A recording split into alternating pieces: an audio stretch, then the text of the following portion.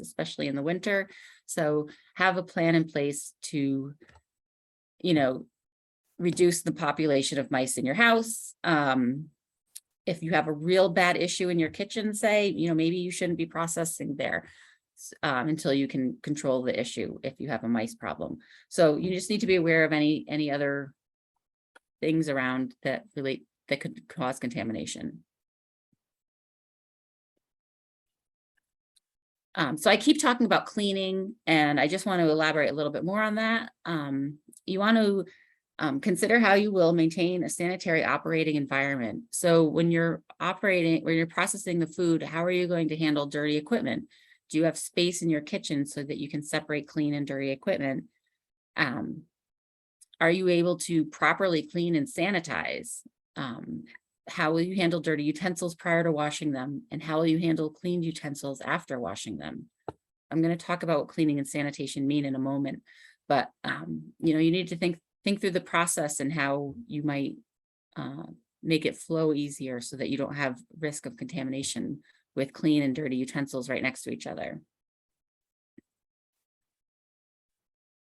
It's really important that you keep your kitchen clean and in good repair.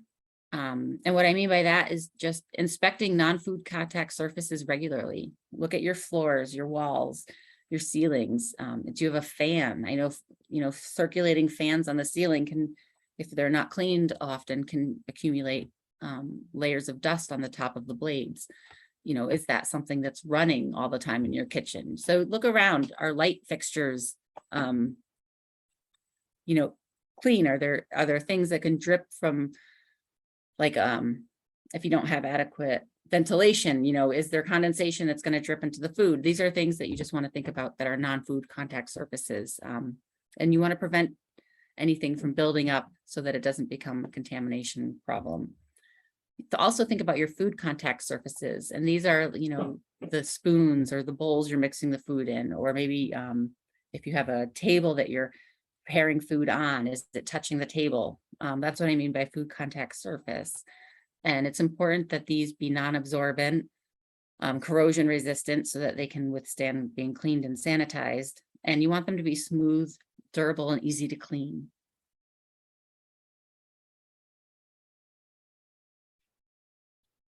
I know it's, it can be, flies can be a problem, and they can become a problem pretty easily.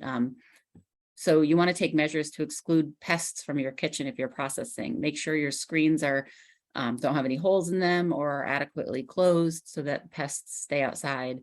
If you have in-house animals, this is another thing to consider. I have a cat, I get it. They go on the counter sometimes.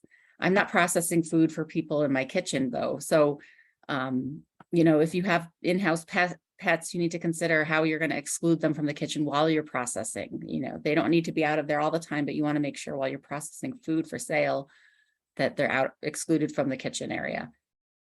And be sure there's adequate lighting in the food preparation area so that you can see what you're doing better.